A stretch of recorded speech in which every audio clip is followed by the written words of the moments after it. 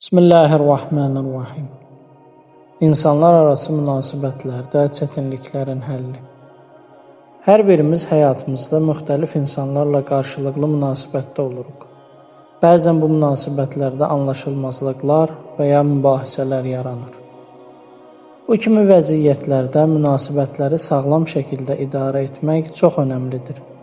Bunun üçün bir neçə nöqtəyə diqqət yetirmək lazımdır. 1. Sakit qalın. Mübahisə zamanı emosiyalarımızı idarə etmək çətindir. Lakin sakit qalmaq və dərindən nəfəs almaq vəziyyəti daha sağlam şəkildə qiymətləndirməyə kömək edəcək.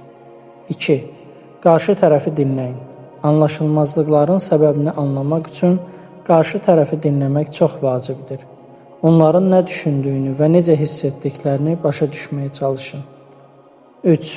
Açıq və dürüst olun. Mübahisə zamanı hisslərinizi və düşüncələrinizi açıq şəkildə ifadə etmək önəmlidir. Lakin bunu qarşınızdakı şəxsə hörmətlə yanaşaraq edin. Və 4. Həll yolu tapın. Mübahisənin həll yolu üçün ortaq bir nöqtə tapmağa çalışın.